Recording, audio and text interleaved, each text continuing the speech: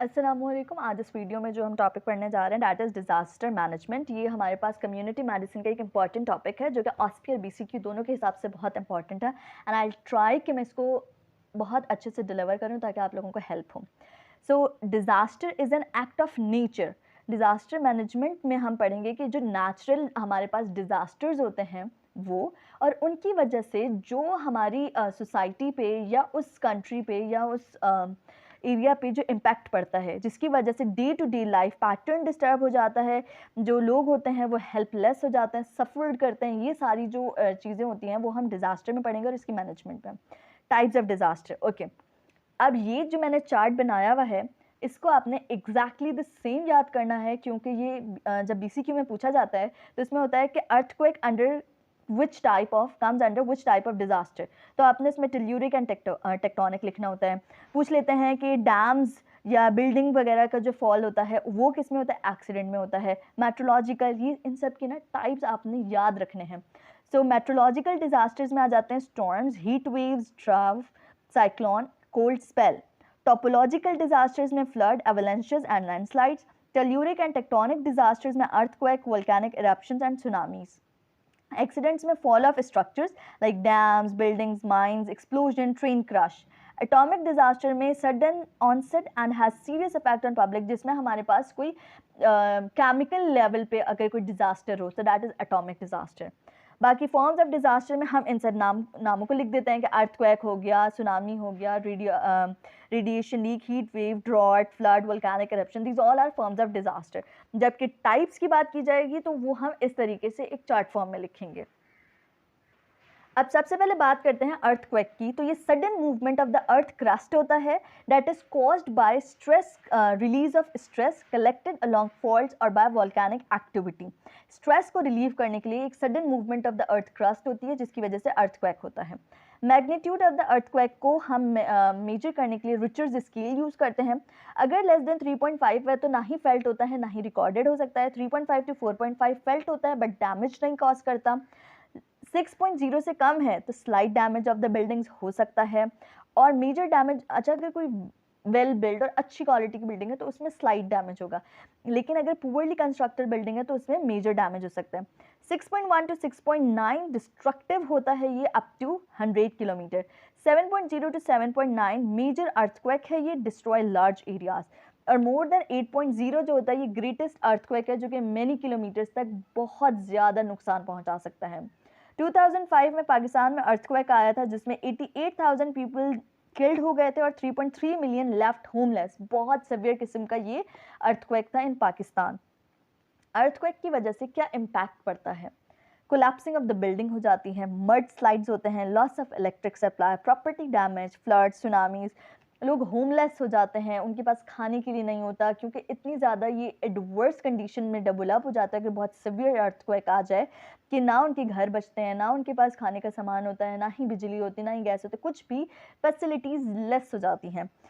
सो earthquake हमारे पास land से related है। जब यही चीज़ होती है इन सी तो that is known as tsunami, that is a large sea wave that is produced by sea quake, earthquake, sea quake. और अंडर सी वोल्केनिक इरप्शंस की वजह से जो स्ट्रेस डेवलप होता है उसे रिलीज करने के लिए सी वेव्स डेवलप हो जाती है, that are known as tsunamis.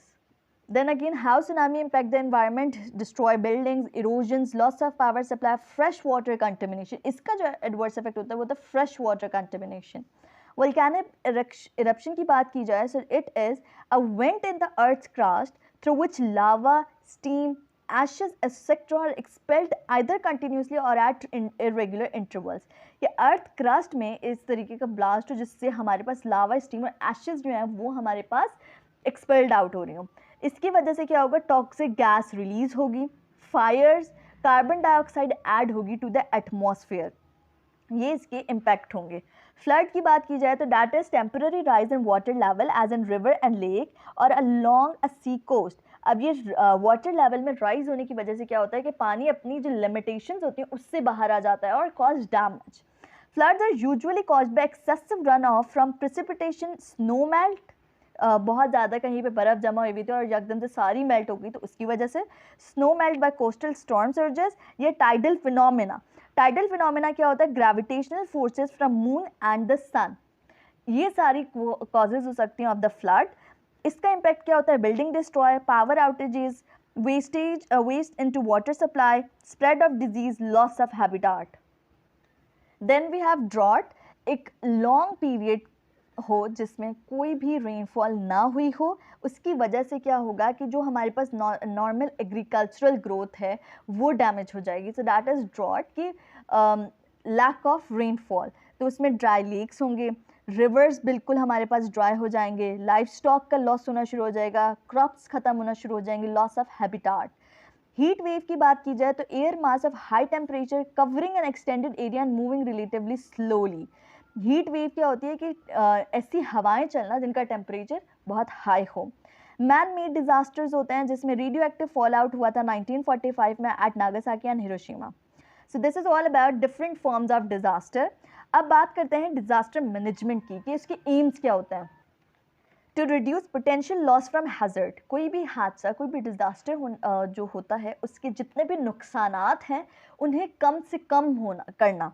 Then prompt and appropriate assistance of victims, जो भी उस डिजास्टर के लोग शिकार होते हैं, जो भी एरिया अफेक्ट होता है उन लोगों की हेल्प करना, उन्हें प्रॉपर जो है असिस्ट करना, उन्हें अगर किसी को खाने की नीड है तो वो फुलफिल करना, हैबिटाट लॉस हुआ है उसको फुलफिल करना, जॉब जो भी आप उनके लिए विक्टिम्स के लिए कर सकते हैं वो करना।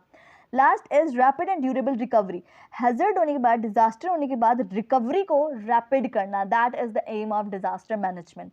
फेजेस ऑफ डिजास्टर मैनेजमेंट की बात की जाए तो एक साइकिल के फॉर्म में मैंने बनाया है। सबसे पहले डिजास्टर प्रिपेयर्डनेस होती है जिसमें क्या होता है, प्री इम्पैक्ट, कोई भी डिजास्टर होने से पहले आप तैयारी कर लें, जिसमें जिस तैयारी के लिए आपकी जो ख्याल होने चाहिए, आपका जो मंसूबा होना चाहिए वो क्या होता है कि एडवर्स इफेक्ट कम से कम हो उस डिजास्टर के, क्योंकि ये नेचुरल होते हैं तो आप इससे रोक नहीं सकते हर दफ़ा, बिकॉज इट इज़ नेचुरल। तो आप क्या करते हैं, कोशिश करते हैं ऐसे इकदाम कर लिए जाएँ कि फर्दर एडवर्स इफेक्ट कम से कम हो। इसके अलावा फंड्स और एनजीओज वगैरह का काम करना, ये है डिज़ास्टर प्रिपेयर्डनेस। देन इम्पैक्ट होगा, जो भी इवेंट हुआ, जो भी डिज़ास्टर हुआ, उसके बाद रिस्पॉन्स, बिल्कुल अर्ली रिस्पॉन्स जो होता है एमरजेंसी सिचुएशन में कि एमरजेंसी रिलीव करना, रिहैबिलिटेट करना लोगों को, उन्हें खाना प्रोवाइड करना, उन्हें घर प्रोवाइड करना, ये सारी चीज़ें रिस्पॉन्स होती हैं। उसके बाद होती है रिकवरी, यानी रीस्टैब्लिश करना चीज़ों को, रिस्टोरेशन करना, दोबारा उनके लिए चीज़ें बनाना, ये सारी चीज़ें करना। Then we have mitigation. Mitigation का एक इम्पॉर्टेंट इफेक्ट ये है कि देखिए रिस्टोरेशन तो इसमें भी हो गई, मिटिगेशन का एडवर्स मिटिगेशन का जो फैक्टर है वो क्या है कि उसमें ऐसी चीज़ें स्ट्रक्चरल और नॉन स्ट्रक्चरल मेजर्स करना कि आने वाला कोई फ्यूचर डिज़ास्टर हो तो उससे भी बचा जा सके।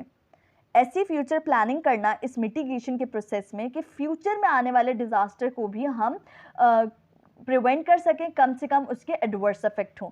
So this is all about disaster management कि सबसे पहले हमने ऐसे इकदाम किए जिससे कम एडवर्स इफेक्ट हुए, फिर इम्पैक्ट आया कि डिज़ास्टर हुआ, फिर हमने अर्ली रिस्पांस दिया, लोगों को एमरजेंसी रिलीफ दिया, फिर हमने उनकी चीज़ें जो भी चीज़ें लॉस हुई थी उन्हें रिकन्स्ट्रक्ट किया और मिटिगेशन की कि ऐसे इकदाम किए कि आने वाले कोई भी डिज़ास्टर को हम अच्छे से डील कर सकें या प्रिवेंट कर सकें। So this is all about disaster and disaster management.